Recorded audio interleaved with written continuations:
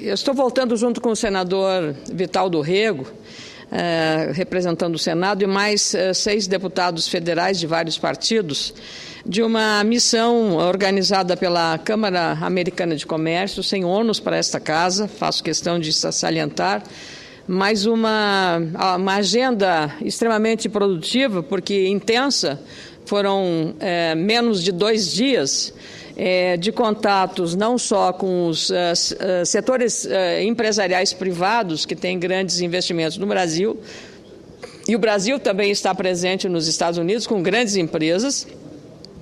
Uma dessas empresas operando na área de carnes tem 70 mil trabalhadores no mercado norte-americano, o que dá a medida da sua relevância, mas também a Embraer, a Petrobras, a Braskem estão operando nos Estados Unidos. E do mesmo modo, empresas americanas historicamente estão aqui, e parece, na visão que temos quando conversamos com empresários brasileiros, as queixas ou as ponderações são sempre as mesmas. A excessiva burocracia, o excessivo custo Brasil, a morosidade nas deliberações, as questões relacionadas à segurança jurídica, à previsibilidade, impactam muito aqui na economia brasileira, para os empreendedores brasileiros, quanto para os empreendedores nos Estados Unidos, que têm interesses aqui no Brasil. Então, a nossa missão é exatamente tentar destravar um pouco essas barreiras, desatar um pouco esses nós que emperram não só o desenvolvimento aqui, como também nas relações bilaterais, que são fundamentais. No mundo hoje globalizado, você não pode pensar numa ilha isolada sem essa intercomunicação. E, evidentemente, ela também, essa inteira participação via as chamadas estradas vicinais, acaba provocando, como agora, esse problema, essa tensão entre os dois países em relação à espionagem feita por uma agência de informações dos Estados Unidos, que está criando um constrangimento, não aqui só nesta casa, e aí vale registrar o fato de que aqui oposição e governo não estão em campos opostos. Aqui oposição e governo, ou oposição e situação, estão no mesmo lado, que é a defesa do interesse brasileiro diante de uma invasão ou de uma invasão à privacidade, que é um direito inalienável que está nos termos da Constituição brasileira. Assim que, da mesma forma como também nos Estados Unidos, o ato número 4, a prerrogativa que tem, a defesa e o respeito à privacidade, se lá vale com, eu diria, um rigor religioso, porque o americano não permite essa invasão de privacidade, nós aqui também temos. E eu também queria dizer que, a despeito da gravidade do que essa espionagem significa, seja no campo político, de saber o que está pensando o presidente da República brasileira, ou do México, ou de outros países, ou das questões econômicas e comerciais, como saber o que a Petrobras está fazendo, a despeito da relevância, da gravidade disso, as relações econômicas não podem ser contaminadas por esta agenda político-diplomática. Porque é secular a relação que nós temos. Nenhum país, como disse o embaixador Mauro Vieira, com uma exposição muito adequada que fez aos parlamentares que lá estiveram com ele, na Embaixada Brasileira em Washington, 17 visitas presidenciais foram feitas e nenhum país da América Latina teve esta condição de protagonista como país que nós temos, sem falar em hegemonia, em liderança regional, mas pela relevância que o país tem nesta relação. Então, isso não é pouca coisa, porque outros países, igualmente importantes do ponto de vista estratégico, econômico e comercial, não tiveram, digamos, a mesma importância dada pela Casa Branca em relação a essa intensificação das relações bilaterais. Isso apenas é para exaltar a qualidade da diplomacia brasileira nesses aspectos e também da relevância que presidentes que sucederam de vários partidos têm dado no estreitamento das relações. Portanto, a minha preocupação é, primeiro, que nós temos que fazer o dever de casa, nós brasileiros, não pensando na importância ou no benefício de empresas estrangeiras aqui, sejam elas americanas, inglesas, alemãs, japonesas, coreanas ou de qualquer outro lado.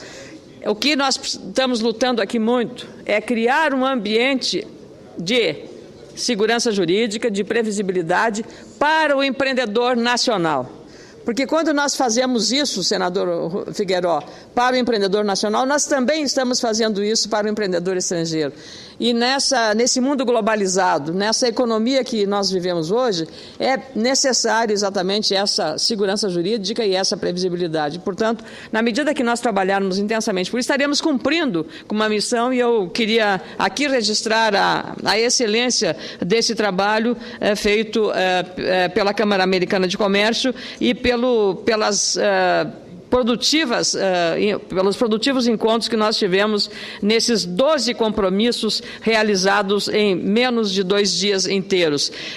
Como eu disse, na Embaixada dos Estados Unidos, com o embaixador Mauro Vieira, conversamos sobre como é danoso para o comércio os episódios de espionagem e a ausência de explicações mais claras sobre a repercussão no Brasil das denúncias do analista da Agência de Segurança Nacional dos Estados Unidos, Edward Snowden. Inclusive, hoje, em deliberação na Comissão de Relações Exteriores e Defesa Nacional, da qual eu participo, presidida pelo nosso ativo presidente Ricardo Ferraço, falamos sobre a probabilidade do Parlamento criar um grupo especial que cuidará da análise e ratificação dos acordos comerciais bilaterais firmados com o Brasil e que ainda estão em pendências, sobretudo na Câmara Federal e, às vezes, até no próprio Poder Executivo. Mais de 10 acordos comerciais estão em situação de indefinição. Isso não é admissível no tempo que nós estamos vivendo. Isso tem um péssimo hábito, aliás, é uma rotina essa desses atrasos inexplicáveis, que até, de certo modo, prejudica a política externa brasileira, resultando em saldos pífios e insuficientes na balança comercial. Alguns especialistas em comércio internacional calculam que o saldo positivo da balança comercial brasileira não deve passar neste ano de 10 bilhões de dólares. Deve variar entre 7 bilhões e 8 bilhões de dólares. É uma péssima previsão para um país como o Brasil, que precisa melhorar a sua situação dessa balança comercial. No primeiro semestre deste ano, a balança comercial do país apresentou o pior resultado dos últimos 18 anos. É preciso destacar que a moeda brasileira foi a que mais se desvalorizou neste ano entre os países emergentes, segundo análises de especialistas em mercado de câmbio e dados da Agência de Risco, do Banco Central do Brasil e do Fundo Monetário Internacional. Enquanto as desvalorizações das moedas da Argentina e do México em relação ao dólar foram de 10,9% e 0,6%, respectivamente, a queda do real em relação à moeda norte-americana alcançou 17,6%. Na Índia, a rúpia se desvalorizou em 12,2% em relação ao dólar e o rand da África do Sul apresentou queda de 15,9%. No caso dos Estados Unidos, importante parceiro comercial do Brasil, os números comprovam a necessidade do país avançar em relação aos acordos comerciais. Aliás, vejam só, o gasto médio per capita de turista brasileiro que visita os Estados Unidos é de 5 mil dólares. A corrente de comércio entre o Brasil e os Estados Unidos supera os 70 bilhões de dólares. Em 2012, o déficit foi de 6 bilhões e as previsões para este ano são de incremento do comércio bilateral e aumento do déficit com os Estados Unidos. Claro, as questões do câmbio estão impactadas e também a redução da exportação de petróleo cru do Brasil para os Estados Unidos. Temos, segundo o diretor do Ricardo Carneiro, do Banco Interamericano de Desenvolvimento, com quem estivemos ouvindo informações, projetos importantes, inclusive no Rio Grande do Sul, sobre investimentos para áreas de segurança e energia integrada, firmados com vizinhos do Mercosul, Argentina e Uruguai. De acordo com o secretário adjunto de Estado norte-americano, Kevin Whitaker, as maiores empresas brasileiras que atuam nos Estados Unidos são Embraer, Braskem, Cutrale, Petrobras e a JBS. essa empresa detém parte significativa do comércio de carnes, emprega 70 mil pessoas naquele país. De todas as aeronaves que chegam aos Estados Unidos, especialmente à cidade de Washington, a capital, no aeroporto Reagan, 30% desses voos são por aviões da Embraer. E o programa Ciências Sem Fronteiras, outro tema abordado nas diversas reuniões, especialmente com o embaixador brasileiro, mostram que atualmente 5.600 estudantes brasileiros participam do programa em diversas universidades americanas. E destes, já mais de 500 estão fazendo estágios em empresas norte-americanas. O mais importante desse aspecto, senador Requião, segundo o embaixador Mauro Vieira, é que o desempenho escolar dos estudantes universitários brasileiros que estão lá, senador Rubem Figueiredo, é da melhor qualidade e envolvimento. São alunos muito aplicados, que têm merecido grandes referências por parte das instituições de ensino superior norte-americanas. Portanto, não podemos deixar que as tensões sobre o episódio da espionagem coloquem em situação de, digamos, procrastinação, letargia, demora ou contaminação